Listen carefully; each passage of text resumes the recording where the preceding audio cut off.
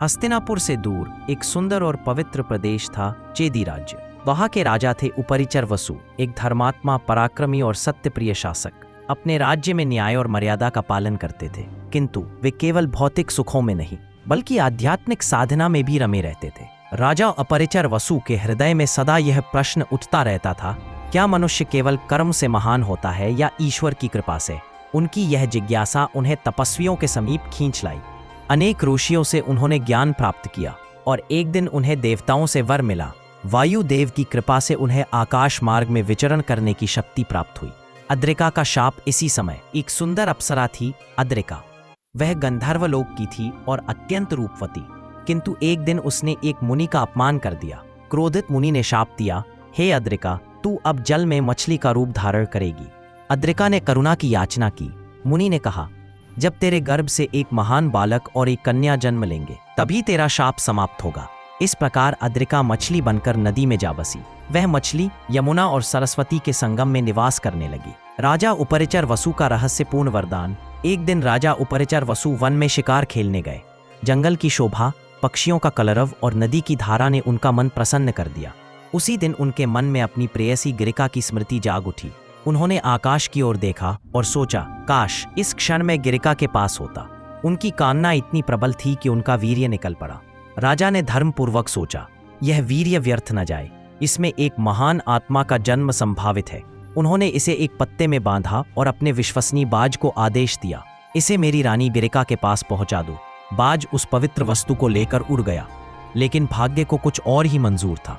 मध्य मार्ग में एक और बाज उससे झगड़ पड़ा और वह पत्ता नीचे नदी में गिर गया। मछली द्वारा गर्भधारण वही अद्रिका मछली उस समय जल में थी।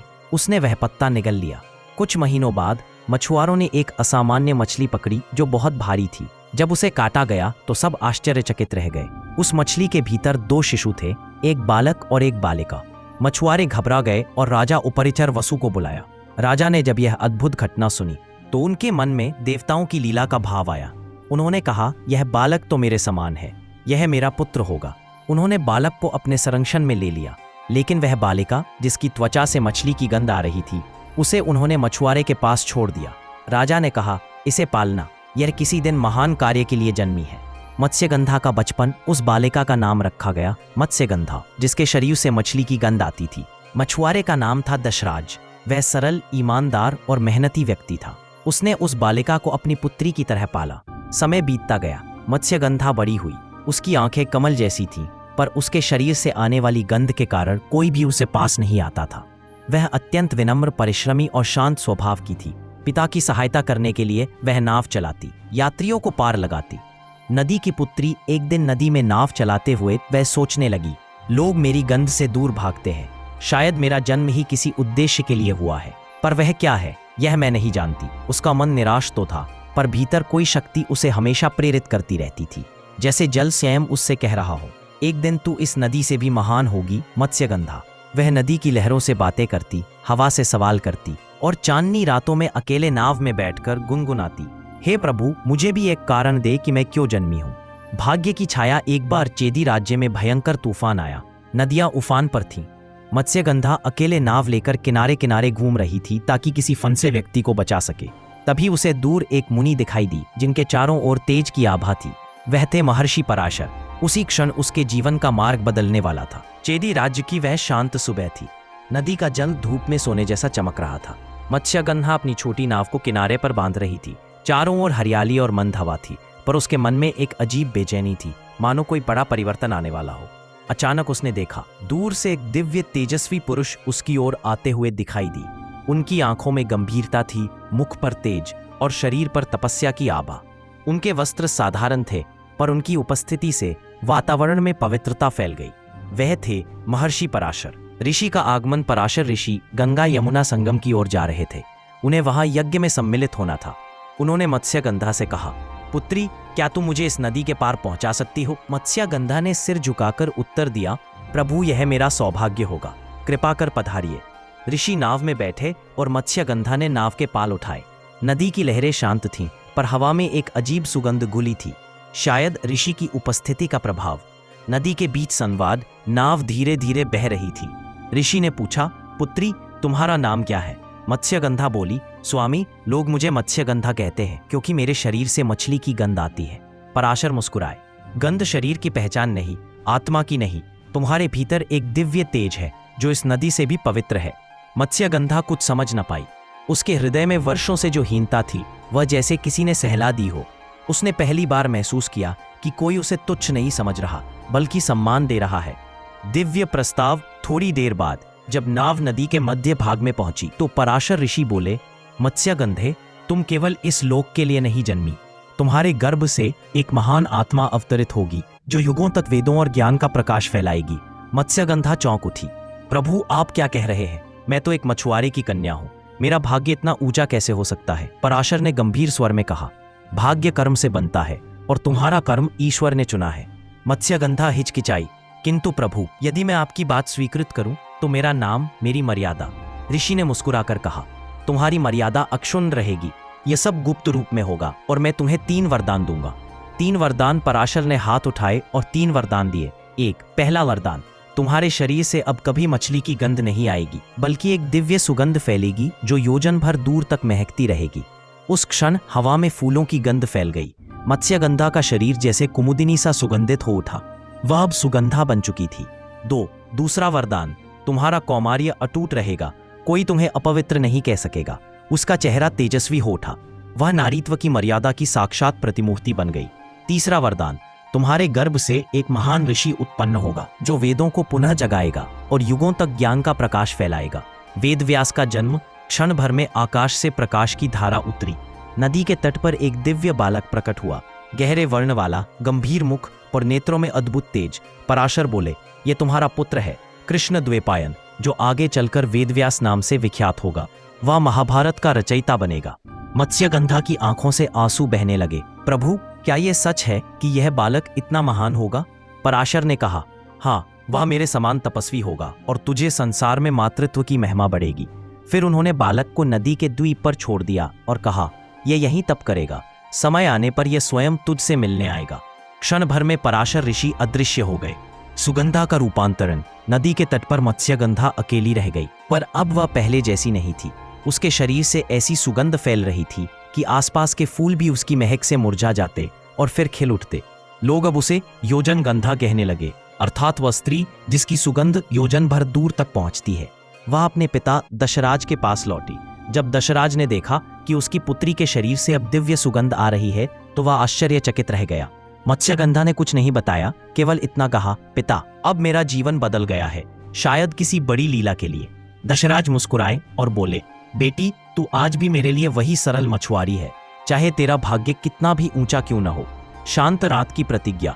उस रात मत्स्यगंधा ने तारों की ओर देखा और मन ही मन कहा, हे ईश्वर, यदि आपने मुझे यह जीवन दिया है तो मैं इसका उपयोग केवल सत्य और धर्म के लिए करूंगी। उसके हृदय में एक नारी की शक्ति, एक माँ की ममता और एक साध्वी की शुद्धता बस चुकी थी। उसे नहीं पता था कि आने वाले समय में वही नारी एक राजा की रानी बनेगी, एक ऋषि की माता बनेगी और एक महान युद्ध, महाभारत की जननी कहलाएगी। समय बीतता गया। मत्स्यगंधा, जो अब योजनगंधा कहलाती थी, अपने पिता दशराज के साथ मल्लाहा का कार्य करती रही। नदी के तटों पर उसकी सुगंध से वातावरण महक उठता था। उसकी सुंदरता, सौम्यता और पवित्रता की चर्चा अब चेदी से लेकर कुरु प्रदेश तक फैल चुकी थी। परंतु मत्स्यगंधा अब भी विनम्र थी। वह जानती थी कि उसके भीतर कोई अदृश्य शक्ति है, पर वह अपनी मर्यादा और पिता की सेवा में ही सुख मानती थी। राजा शांतनु का आगमन। इसी बीच हस्तिनापुर में राजा शांतनु का राज्य था। वही राजा जिन्होंने पहले गंगा देवी से विवाह किया था और उनसे देवव्रत भीष्म जैसे तेजस्वी पुत्र को पाया था। परंतु गंगा देवी अपने वरदान के कारण स्वर्ग लौट चुकी थीं। शांतनु अकेले थे, मन में विरक्ति थी। एक दिन वह शिकार के लिए निकले। गंगा के किनारे उन्होंने जब अपनी घोड़ी रोकी तो एक अजीब सी सुगंध उनके नथुनों में समा गई। वह सुगंध फूलों की नहीं थी, ना किसी इत्र की। वह एक दिव्य मोहक और आत्मा को खींच लेने वाली सुगंध थी। राजा ने अपने सारथी से पूछा, यह कैसी सुगंध है सोमदत्त? मैंने ऐसा सुगंध कभी नहीं पाया। सारथी बोला, महाराज, कहते हैं कि यह सुगंध एक मल्लाहा की पुत्री से आती है जो नदी में नाव चलाती है। उसका नाम है योजनगंधा। कुछ लोग उसे सत्यवती भी कहते हैं। सत्यवती नाम लेते ही राजा के हृदय में एक हलचल सी मच गई। पहली भेंट राजा शांतनु उसी दिशा में बढ़े। उन्होंने नदी किनारे एक नाव देखी जिसमें एक युवती यात्रियों को पार लगा रही थी। उसके चेहरे पर तेज था, पर चाल में विनम्रता। उसके चारों ओर हवा में फूलों की गंध तैर रही थी। राजा ने कहा, देवी, क्या तुम मुझे इस नदी के पार पहुंचा सकती हो? सत्यवती ने सिर झुकाया, हाँ महाराज, यही मेरा काम है। नाव चल पड़ी।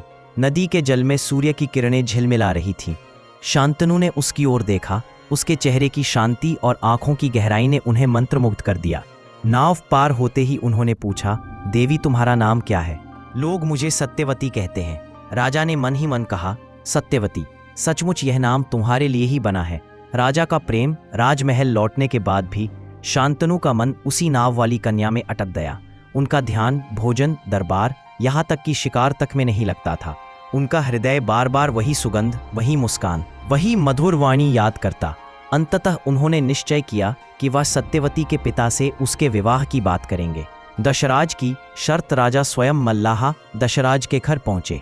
दशराज ने राजा का आदर पूर्वक स्वागत किया, पर जब राजा ने विवाह का प्रस्ताव रखा तो वह सोच में पड़ गया। उसने कहा, महाराज, मैं एक साधारण मल्लाहा हूं और आप हस्तिनापुर के राजा।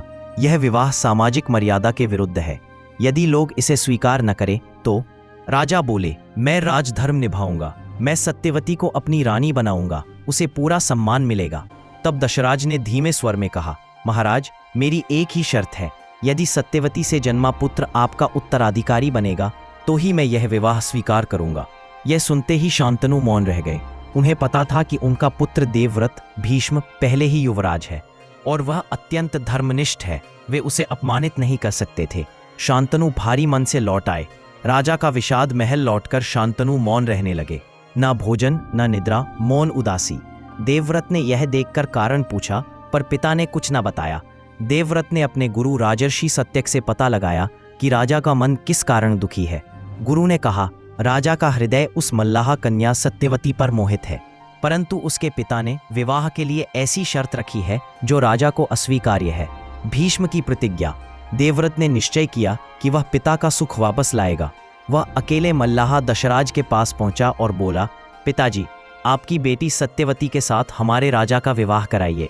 मैं प्रतिज्ञा करता हूं, उनके पुत्र ही राज्य के उत्तराधिकारी होंगे। दशराज चकित रह गया। पुत्र, पर यदि भविष्य में तुम्हारे संतानें होंगी तो? देवव्रत ने आकाश की ओर हाथ उठाकर कहा, मैं आजन्म ब्रह्मचारी रहूंगा, कभी विवाह नहीं करूंगा, कभी संतान नहीं होगी। मैं अपने पिता के सुख के लिए सब कुछ त्यागता हूं। आकाश में देवताओं ने पुष्पवृष्टि की, स्वर गूंज उठा। यह प्रतिज्ञा भीषण है, अतः इसे भीष्म प्रतिज्ञा कहा जाएगा। दशराज नतमस्तक हो गया। पुत्र, तेरी प्रतिज्ञा ने मुझे जीत लिया। अब सत्यवती तुम्हारे पिता की रानी बनेगी। अब सत्यवती का राजमहल में प्रवेश। कुछ दिन बाद भव्य विवाह हुआ। राजा शांतनु ने सत्यवती को रानी बनाकर हस्तिनापुर की महारानी के रूप में स्वीकार किया। भीष्म ने आदर पूर्वक उनकी चरण वंदना की। राज्य भर में उत्सव हुआ, किंतु सत्यवती के मन में एक हल्की चिंता थी, कहीं मेरी उपस्थिति से पिता और पुत्र के बीच दूरी ना आ जाए। परंतु भीष्म ने कहा, जी माता, आप निश्चिंत रहें। मेरी प्रतिज्ञा का उद्देश्य ही पिता का सुख है। आपके प्रति मेरा सम्मान सदा रहेगा। भाग्य का चक्र अब सत्यवती हस्तिनापुर की रानी थी। मछुआरे की पुत्री अब राजमहल में थी, पर उसके भीतर वही विनम्रता, वही सेवा भाव, वही करुणा थी। वह दिन रात राजा की देखभाल करती, राज्य के कार्यों में सलाह देती। कुछ वर्षों में सत्यवती ने 2 पुत्रों को जन्म दिया, चित्रंगद और विचित्रवीर्य। राजा शांतनु संतुष्ट थे, उनका हृदय प्रसन्न था, किंतु सत्यवती के जीवन में शांति अधिक समय तक नहीं रहनी थी। समय फिर चक्र की तरह घूमने वाला था। हस्तिनापुर अब पहले से अधिक समृद्ध था। राजा शांतनु के नेतृत्व में राज्य में सुख, शांति और न्याय का वास था। रानी सत्यवती अपने विनम्र स्वभाव, बुद्धिमत्ता और धर्मपरायणता से सबकी प्रिय थीं। उनके 2 पुत्र चित्रंगद और विचित्रवीर्य बड़े हो चुके थे, परंतु सत्यवती के जीवन का चक्र अभी पूरा नहीं हुआ था। चित्रंगद की मृत्यु, राजा शांतनु की मृत्यु के बाद युवराज चित्रंगद हस्तिनापुर का राजा बना। वह वीर, बुद्धिमान और न्यायप्रिय था, परंतु भाग्य को कुछ और ही मंजूर था। एक दिन गंधर्वराज चित्रंगद ने युद्ध के लिए चुनौती दी, क्योंकि उनका नाम समान था। युद्ध 12 वर्षों तक चला। अंततः चेदी का राजा युद्ध में वीरगति को प्राप्त हुआ। सत्यवती का हृदय टूट गया। राजमहल में शोक की छाया छा गई। अब छोटा पुत्र विचित्रवीर्य राजा बना। विचित्रवीर्य का राज्याभिषेक और विवाह। विचित्रवीर्य युवा, साहसी और सदाचारी था। सत्यवती ने निश्चय किया कि उसके विवाह का समय आ गया है। उसी समय काशी नगरी में राजकन्याओं का स्वयंवर हो रहा था। 3 राजकन्याएं, अंबा, अंबिका और अंबालिका। भीष्म स्वयं वहां पहुंचे और अपने सौतेले भाई के लिए तीनों राजकन्याओं को विजय कर हस्तिनापुर ले आए। लेकिन नियति को देखिए, अंबा ने कहा कि उसका हृदय तो किसी और के प्रति समर्पित है। भीष्म ने उसे सम्मानपूर्वक लौटने दिया। अंबिका और अंबालिका का विवाह विचित्रवीर्य से हुआ, किंतु विवाह के कुछ ही वर्षों बाद विचित्रवीर्य असमय मृत्यु को प्राप्त हुआ। वंश संकट। अब हस्तिनापुर के सिंहासन पर कोई उत्तराधिकारी नहीं था। सत्यवती के दोनों पुत्र मृत्यु को प्राप्त हो चुके थे। भीष्म अपनी भीषण प्रतिज्ञा के कारण विवाह नहीं कर सकते थे। राजवंश मानो संकट में पड़ गया था। राज्य के मंत्री, विद्वान और ब्राह्मण चिंतित थे। कुरुवंश का वंश कैसे चलेगा? सत्यवती दिन रात रोती और सोचती, क्या मेरी कोख से जन्मा वंश इसी तरह समाप्त हो जाएगा? तभी उन्हें स्मरण हुआ महर्षि पराशर और उनका वरदान। उन्होंने सोचा, मेरा पुत्र वेदव्यास इस संकट का समाधान कर सकता है। वेदव्यास का पुनः आगमन। एक रात जब चांदनी महल के आंगन में बिखरी थी, सत्यवती ने ध्यान लगाया। वायु में कमल की सुगंध फैली और नदी से एक दिव्य पुरुष प्रकट हुआ, वही वेदव्यास। सत्यवती ने आंसू भरे नेत्रों से कहा, पुत्र, यह हस्तिनापुर का संकट है। मेरे वंश के दीप बुझ चुके हैं, मुझे तुम्हारी सहायता चाहिए। वेदव्यास बोले, माता, मैं जानता हूं यह सब समय की लीला है, परंतु तुम्हारे आदेश से मैं वंश को आगे बढ़ाऊंगा। नियोग की परंपरा। तब प्राचीन परंपरा के अनुसार जब पति संतान नहीं छोड़ता था, वो उसकी विधवाएं किसी योग्य पुरुष से संतान प्राप्त करती थी। यह नियोग प्रथा कहलाती थी। सत्यवती ने अपने पुत्र से कहा, तुम मेरे पुत्र नहीं, अब अपने भाइयों के स्थान पर पवित्र कार्य करो। अंबिका और अंबालिका से संतान उत्पन्न कर कुरुवंश को आगे बढ़ाओ। वेदव्यास ने कहा, माता, यह कार्य कठिन है, पर मैं आपकी आज्ञा का पालन करूंगा। तीनों पुत्रों का जन्म। 1 अंबिका के गर्भ से जन्मे धृतराष्ट्र, जो जन्म से अंधे थे। 2 अंबालिका के गर्भ से जन्मे पांडु, जिनका वर्ण पीला था। 3 और जब दासी को बुलाया गया क्योंकि रानियां भयभीत थीं, उसके गर्भ से जन्मे विदुर, जो धर्म के प्रतीक बने। इस प्रकार कुरुवंश फिर जीवित हुआ, परंतु साथ ही भविष्य में आने वाले महायुद्ध का बीज भी अंकुरित हो गया था। सत्यवती की पीड़ा वर्ष बीते। धृतराष्ट्र और पांडु बड़े हुए, विवाह हुए, संतानें हुई। कुरुवंश पुनः फला फूला। पर सत्यवती का हृदय शांत नहीं था। वह अक्सर सोचती, मेरे निर्णयों से वंश तो बच गया, पर क्या धर्म भी बचा?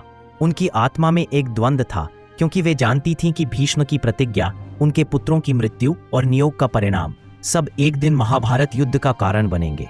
तपोवन की ओर जब उन्होंने देखा कि राज्य में कौरव और पांडव के बीच कलह बढ़ रही है, तो उन्होंने भीष्म से कहा, पुत्र, अब मेरा समय पूरा हुआ। मैं अब इस राजमहल में नहीं रह सकती।